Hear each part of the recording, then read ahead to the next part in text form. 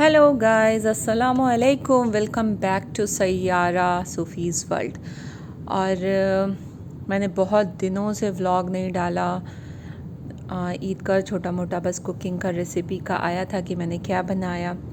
उसकी एक बहुत बड़ी वजह है कि रमज़ान था। रमज़ान में कहीं हम लोग बाहर वैसे घूमने फिरने जा नहीं रहे थे। घर ही में इंसान रोज़ा और इबादत, जो भी छोटी मोटी इबादत हम लोग कर सकें वो कर पाएँ।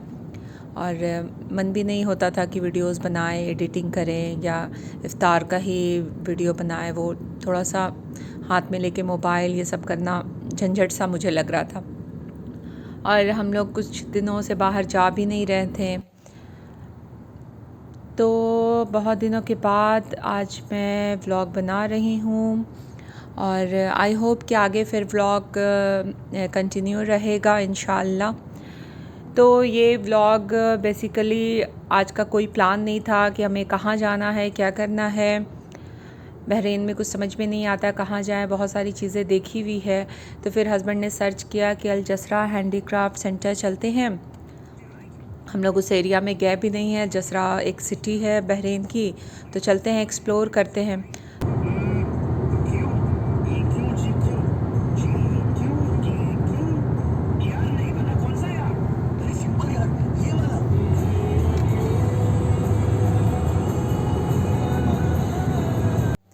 यहाँ की रेडियो मिर्ची पे एक फरहान अख्तर और ऋतिक रोशन की मिमिक्री करते हुए एक जोक आता है। इतना बकवास कोई जोक होता है बिना सर पैर का, और उसको कहीं से कहीं जोड़ करके कोई गाना दे देता है, बिल्कुल जस्ट बकवास। खैर, फिर हम लोगों ने रेडियो को बंद कर दिया। कुछ ऐसे गाने वाने हम सुनते नहीं हैं। तो ये देखिए, बहुत दिनों बाद थोड़ा लॉन्ग ड्राइव भी आज हम लोगों का हो गया।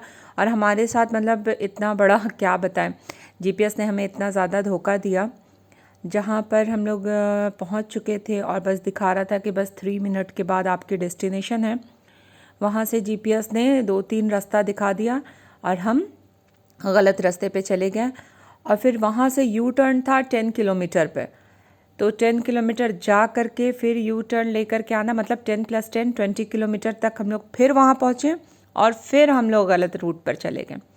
तो ऐसा करके मतलब हम लोग नियरली 30-35 किलोमीटर गलत रूट पर घूम रहे थे। खैर, फिर दूसरा रूट लेकर के हम लोग ये देखिए, हम लोग ये बैक हो रहे हैं। और ये एक बहुत अच्छा सा एक मॉल है, किंगडम मॉल, मगर इसमें कोई भी शॉप नहीं है। अब मुझे ये नहीं पता ये पहले था, बंद हो गया है, या फिर नया खुला है, अब उसमें शॉप्स आएंगे।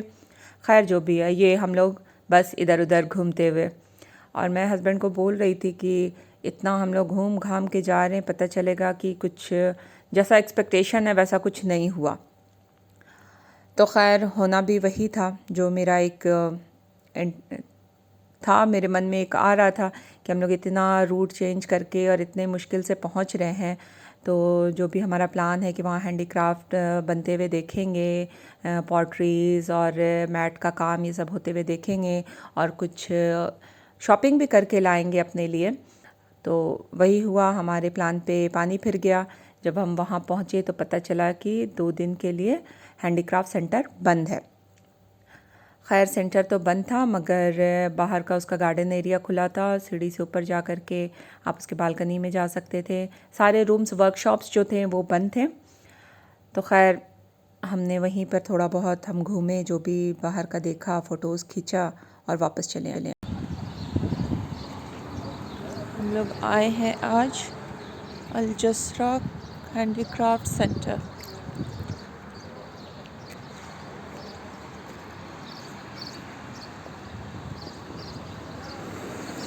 यहाँ पे तो बाइकर लोग हैं। बोले ना, इतना घूम घाम के जाइएगा, रहेगा कुछ नहीं। लीजिए, यहाँ की हेवी हेवी बाइक देखिए।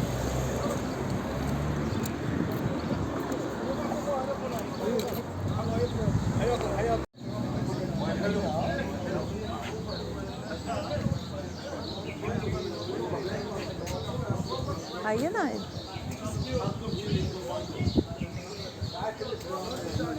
ये क्राफ्ट सेंटर है और फ्री है, किसी के लिए भी एंट्री फ्री है, कोई भी चार्ज नहीं है। बाहर में पूरा बाइकर की टीम आई हुई है अपने हेवी बाइक्स के साथ। आज मौसम बहुत अच्छा है, हवाएं बहुत अच्छी चल रही हैं।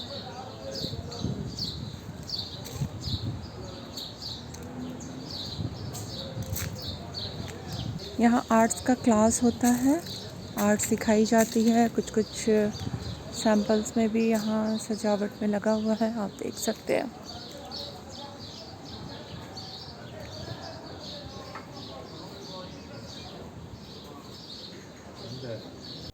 तो इसी तरह से सारे वर्कशॉप के कमरे थे। हर एक आर्ट का अलग अलग कमरा था। जैसे पॉटरी मेकिंग का अलग कमरा था, मैट मेकिंग का अलग वर्कशॉप का कमरा था, और वो सारे लॉक थे। तो थोड़ा तो हमें बुरा लगा कि अगर हम बनते हुए इसे देखते और कुछ परचेज़ कर सकते तो फिर बहुत ही अच्छा होता। ये देखिए मैट, ऐसे तो ये चटाइयाँ, इस तरह की चीज़ें हमारे बिहार में बहुत अच्छे से मिल जाती है और हमें उतना कोई उसका इम्पोर्टेंस भी नहीं होता है वहाँ, मगर यहाँ इन चीज़ों का, हैंडीक्राफ्ट्स का बहुत ज़्यादा इम्पोर्टेंस है। और टोकरियाँ जो बेत की और क्या उसे कहते हैं, वो बांस के छिलके की जो टोकरियाँ बनती है, वो यहाँ इतने कॉस्टली बिकते हैं, डेकोरेशन आइटम में यूज़ होता है। तो मतलब बाहर आओ और ये सब चीज़ जो अपने यहाँ, हमारे यहाँ एकदम लोकल है और हम उसका कुछ भी वैल्यू नहीं करते हैं, उसका इम्पोर्टेंस बाहर आकर के पता चलता है। और तब लगता ओह, ये तो मेरे पास भी था और हमने इसका कोई कदर नहीं किया था। तो खैर, कहा जाता है ना कि कभी कभी एक सुई की भी बहुत इम्पोर्टेंस होती है और बड़े से बड़े हाथी की भी इम्पोर्टेंस होती है। तो छोटे चीज़ हो या बड़ी चीज़ हो, हर का अपना अपना वैल्यू है और हर की अपनी अपनी पोजीशन है। ये सब देखिए वर्कशॉप्स हैं, सब बंद है। ये मुझे बालकनी निहायत ही पसंद आ रहा था, बहुत खूबसूरत। ऐसा लग रहा था कि हमें छोड़ कर के सारे बहरीन को पता था कि यहाँ 2 दिन का बंदी है, इसीलिए कोई भी वहाँ पर विज़िटर नहीं थे। बस बाहर में बाइकर टीम थी, वो कहीं से चल के थक उक करके बैठे होंगे, कुछ उनका चाय नाश्ता सिगरेट वगैरह चल रहा था। और दूसरे लोगों में, बाहरी विज़िटर्स में सिर्फ मैं और मेरे हस्बैंड ही थे। सारे वर्कशॉप के ताले हमने देखे कॉर्टयार्ड में घूमे। और सबसे दिलचस्प चीज़ यहाँ आम का पेड़, इस कदर उसमें आम था, मैंने चाहा कि मैं थोड़ा चुरा भी लूँ, और उस वजह से मैंने एक आम तोड़ा भी। मगर उतने ही में हस्बैंड ने मुझे दिखाया कि ऊपर सीसीटीवी कैमरा है और तुम्हारी चोरी पकड़ी गई है। वरना मैं तो बैग में से पैकेट ढूंढ रही थी कि मुझे कुछ मिले, पॉलीथीन कोई पैकेट जिसमें मैं 3-4 कच्चे आम चुरा लूँ। मगर सीसीटीवी देख के मैंने भी प्रोग्राम कैंसिल कर दिया कि नीचे सीसीटीवी और ऊपर अल्लाह पाक देख रहे हैं कि हाँ, मैं आम चोरी कर रही हूँ। खैर, बहुत अच्छा था आम, बिल्कुल। मतलब बहरीन में मैंने पहली बार ऐसे आम का पेड़ देखा है। और बहुत अच्छा, इतनी अच्छी हवा चल रही थी ना, मन नहीं कर रहा था वहाँ से जाने का। और ऐसा अगर किसी का घर हो ना, जैसे फार्म हाउस के जैसा घर लग रहा था, मतलब इस तरह का घर हो तो बंदा घर से जाना ही ना चाहे कहीं भी। बहुत अच्छा। मेरे हस्बैंड तोड़ने को मना कर रहे हैं, जूम करके ये देखिए।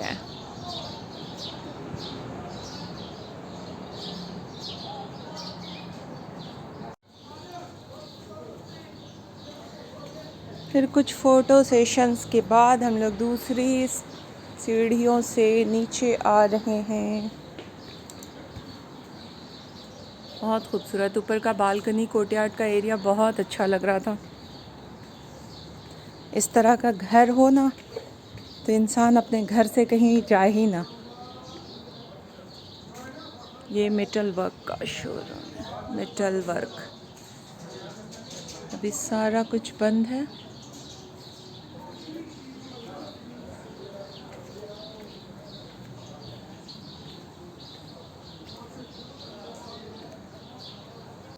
हमें जब भी अपना घर बनाना चाहिए, इसी तरह से आगे गार्डन, पेड़, नेचर के थोड़ा नज़दीक होना चाहिए। क्योंकि ऐसे भी पूरे सिटीज़ में जहाँ भी हम होते हैं, इतना पॉल्यूशन हो चुका है। प्लस हर एक बंदा, चाहे छोटा हो या बड़ा, उसके लाइफ में इतना स्ट्रेस आ चुका है। और आप जब इस तरह से नेचर के साथ होते हैं ना, तो आप अपना स्ट्रेस को थोड़ा सा रिलीफ महसूस करते हैं। ये देखिए कितना खूबसूरत आर्ट है, वुडन वर्क किया हुआ है। तो बहुत ही ज़्यादा अच्छा लगता है। एकदम लगता है कि इंसान अपना थोड़ा सा स्ट्रेस भूल चुका है, टेंशन भूल चुका है, और प्लस आपको ओरिजिनल फ्रेश एयर मिलता है, जो कि सिटी लाइफ में बहुत ही रेयर हो चुका है कि आपको एक फ़्रेश एयर, आप जो सांस ले रहे हैं वो फ्रेश और ओरिजिनल हो। खैर, सब कुछ बंद था, थोड़ा सा डिसअपॉइंटमेंट हुआ, मगर इतना अच्छा सीनरी देख करके हम वहाँ से निकल गए। और फिर उसके बगल में ही जसरा बीच एंड हार्बर था, हम वहाँ पहुँचे। ये भी बीच हमें बहुत ही ज़्यादा अच्छा लगा। हम पहली बार आए थे, नियरली मुझे 6 इयर्स हो रहा है बहरीन में, और जसरा में पहली बार गई थी। तो ये बीच भी बहुत अच्छा था। मैंने एक चीज़ नोटिस किया है कि अल जसरा में ज़्यादातर एक्सपैट मीन्स जो बहरीन के नहीं हैं, चाहे इंडियन, पाकिस्तानी, कोई भी अदर कंट्रीज़ के हों, उन्हें यहाँ एक्सपैट कहा जाता है। उनका लिविंग एरिया बहुत कम था, ज़्यादातर यहाँ लोकल है, बहरीनी है, या फिर फार्म हाउस है जिसमें कंट्री मैनेजर्स और बड़े बड़े पोजीशन वाले लोग रहते हैं। क्योंकि विलास जो था बहुत बहुत खूबसूरत और बहुत देखने ही में लग रहा था कि यहाँ की लिविंग बहुत कॉस्टली होगी। तो खैर फिर हमने बीच पर बहुत अच्छा वक्त गुजारा। सिर्फ एक कमी थी कि आसपास कुछ भी कोई रेस्टोरेंट या कुछ भी ऐसा शॉप नहीं था जिससे हम कुछ स्नैक्स ले सकें। तो वहाँ बैठ अकेले, और हम मिस भी कर रहे थे कि एक दो फैमिली के साथ आए तो फिर बहुत अच्छा लगता। यहाँ कुछ अच्छा सा पका उका के लेके आओ, उसके बाद बैठ करके खाओ, इंजॉय करो। वहाँ पे आप देख सकते हैं एक फैमिली इंजॉय कर रही है। हम लोग कुछ ख़ास खाने पीने का लेके नहीं आया और कुछ मिल भी नहीं रहा है यहाँ।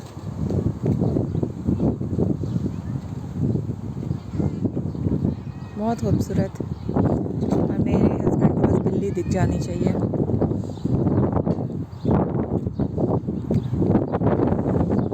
ये जंगली है, नहीं कीजिए, तंग हो रही है।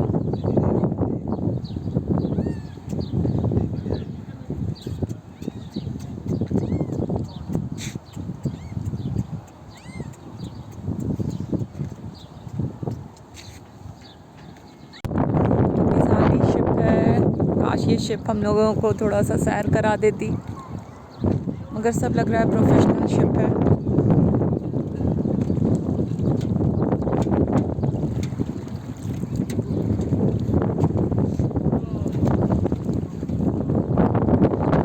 डर लग रहा है इससे आगे जाने में।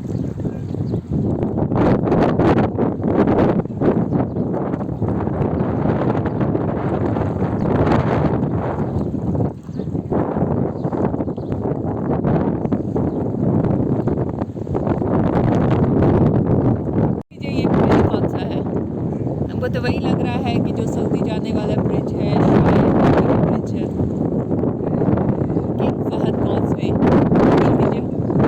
ये सामने जो आपको ब्रिज दिख रहा है, इसका नाम है किंग फहद कॉजवे, और उसी ब्रिज को बस पार करके आप उधर सऊदी पहुंच जाते हैं। तो वो जो सामने दिख रहा है, पहले हस्बैंड को भी कन्फ्यूज़न था, फिर मैंने दिखाया कि नहीं ये वही है, तो वो भी फिर माने कि हाँ लग रहा है कि वही है। हम लोग भी किंग फहद कॉजवे जा चुके हैं, बिल्कुल सऊदी के बॉर्डर तक, जहाँ से फिर आगे आपके पास वीज़ा है तभी आप क्रॉस कर सकते हैं। मगर उस वक्त मैं ना कोई वीडियो बना के रखती थी, ना बस एक आध फ़ोटोग्राफ्स होगा। व्लॉगिंग उस टाइम नहीं करते थे, वरना मेरे पास होता और वो भी मैं ज़रूर दिखाती। झूला दिखे और मैं झूला ना झूलूँ, ऐसा हो नहीं सकता है। मगर ये लग रहा है बच्चों के लिए है, बहुत नीचा है, देखती हूँ मैं।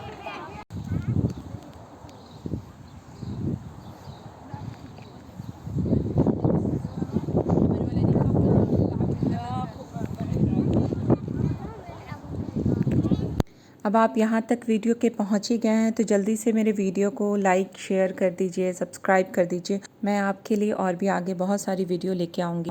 ये पब्लिक बीच थी तो उस तरह की यहाँ सफाई तो नहीं थी, मगर हाँ टॉयलेट और छोटे से मस्जिद की फैसिलिटी यहाँ अवेलेबल थी। वज़ू बनाने का भी एरिया थी, आप वहाँ पे नमाज आराम से पढ़ सकते हैं। तो ओवरऑल अच्छा था।